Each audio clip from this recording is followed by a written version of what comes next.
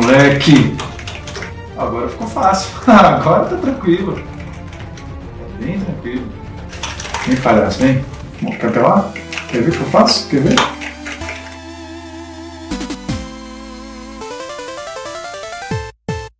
Os videogames vêm ocupando cada vez mais espaço na vida de pessoas de toda a parte do mundo, além de ser uma das indústrias em maior crescimento. Será que todo esse tempo dedicado a jogos como Minecraft, League of Legends, Free Fire, Campo Minado, tem modificado a mente das pessoas? Eu sou o André, tenho um PC gamer turbinado que parece uma nave e gosto muito de videogames. Além de Paciência, que é um jogo que mexe muito com as minhas emoções, também gosto de muitos outros, especialmente daqueles mais antigos que pareciam menos com máquinas de caça-níquel.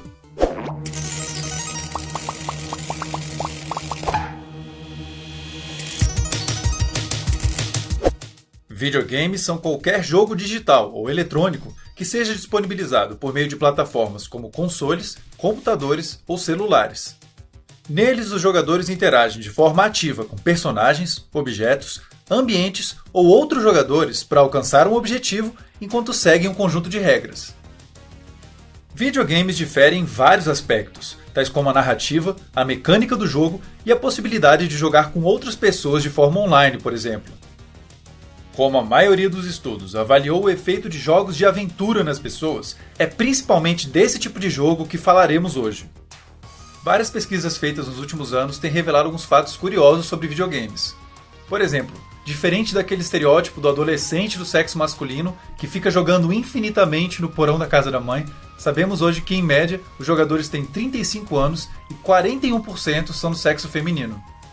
A pesquisa Game Brasil 2020 foi publicada no mês passado e revelou que 73% dos brasileiros jogam videogames. Dentre os jogadores casuais, os quais representam 67% dos jogadores, 62% são mulheres e têm entre 25 e 34 anos. Já entre os jogadores hardcore, os quais representam 33% dos jogadores, 61% são homens e têm entre 16 e 24 anos. Jogos que promovem a interação social podem aumentar o bem-estar dos jogadores, mas dois fatores são muito importantes nessa influência: com que frequência a pessoa joga e quais são as principais motivações dela para jogar. Os benefícios surgem especialmente entre os que jogam de forma moderada e cujas motivações estão mais ligadas a se divertir com os outros do que a fugir da realidade, a jogar de forma obsessiva ou a conquistar coisas no jogo. Esses que jogam de forma moderada e visando principalmente interagir com os outros tendem a apresentar menores níveis de depressão, ansiedade e estresse. Já entre os que jogam excessivamente ou motivados por conquistas, tais sintomas psicológicos tendem a ser mais elevados. Esses possíveis impactos negativos são menores quando os jogadores possuem boas relações não só online, mas offline também, o que reforça a ideia de que as influências dos jogos também dependem das circunstâncias de vida da pessoa.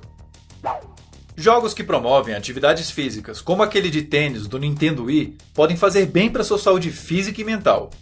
Claro, se um jogo te motiva a praticar atividades físicas, você desfrutará de muitos dos benefícios que elas proporcionam, os quais já discutimos em outro vídeo.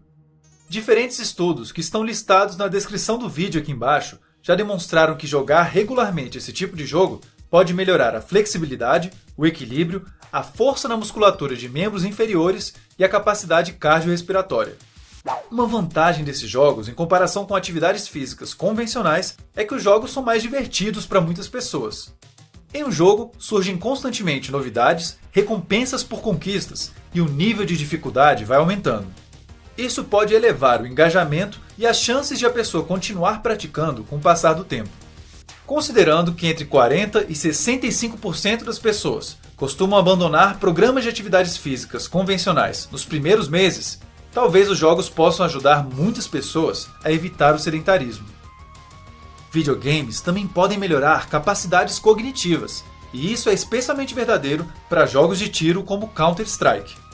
Algumas dessas capacidades são as de processamento visual, alocação da atenção e habilidades espaciais.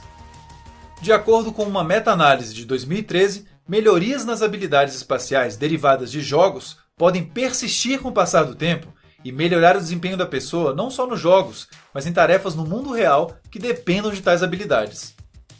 Videogames são muito legais e tudo, mas será que eles podem ser viciantes como uma droga?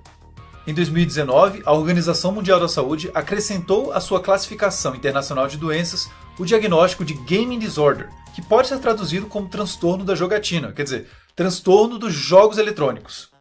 Essa condição envolve uma preocupação muito grande e difícil de controlar com videogames, que dificulta consideravelmente a vida da pessoa em termos dos seus relacionamentos, do seu trabalho, dos seus estudos ou de outras áreas importantes por pelo menos 12 meses. A decisão da OMS foi questionada por vários cientistas.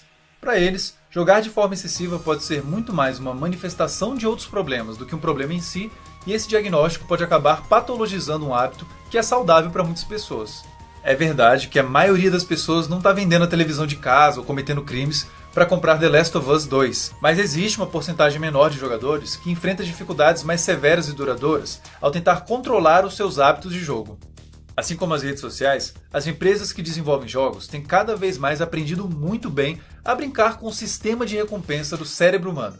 E se você já jogou algo como World of Warcraft, sabe o que estou falando.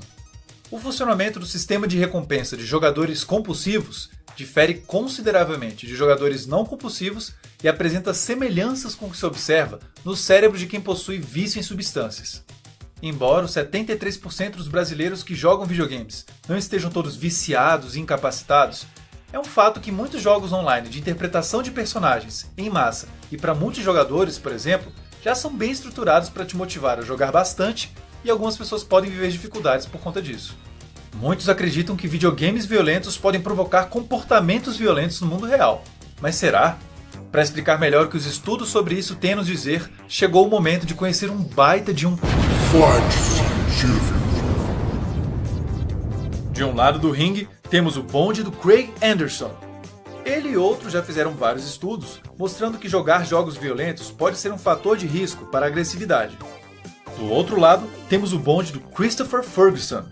Essa galera fala que os jogos não têm esse efeito, ou se tem, que é um efeito pequeno e pouco relevante. Os dois lados desse Fight. já publicaram diferentes meta-análises que chegaram a conclusões opostas sobre o impacto de videogames violentos.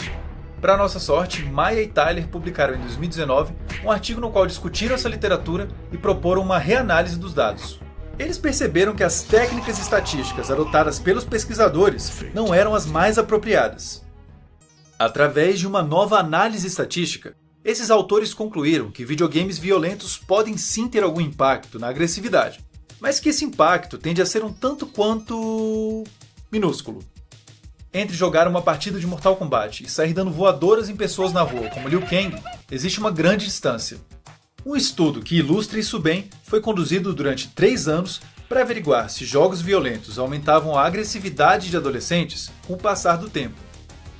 Os cientistas concluíram não só que os jogos não tiveram nenhum efeito, mas também que fatores como a exposição à violência dentro da família, alguns traços de personalidade e influências dos pares foram os melhores preditores da agressividade.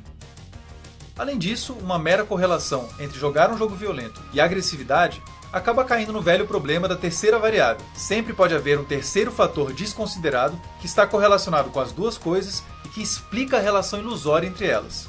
Por exemplo, pode ser que pessoas mais agressivas ou impulsivas se engajem com mais frequência tanto em jogos quanto em ações violentas. Nesse caso, a personalidade seria a terceira variável por detrás dessa correlação ilusória, e pessoas menos agressivas ou impulsivas poderiam continuar assim depois de jogar jogos violentos. Com base em todos esses conhecimentos, vou te dar agora 2 dicas de como você pode aproveitar da forma mais saudável os seus joguinhos favoritos. Dica número 1. Dê preferência a jogos que maximizem o seu bem-estar. Ou seja, jogos que exigem interação social ou realizar atividades físicas. Se esse jogo vai ter conteúdo violento ou não, provavelmente não fará tanta diferença, então isso vai mais da sua preferência mesmo. Lembre-se que jogos nos fazem mais bem quando o nosso foco é se divertir, interagir com os outros ou se distrair.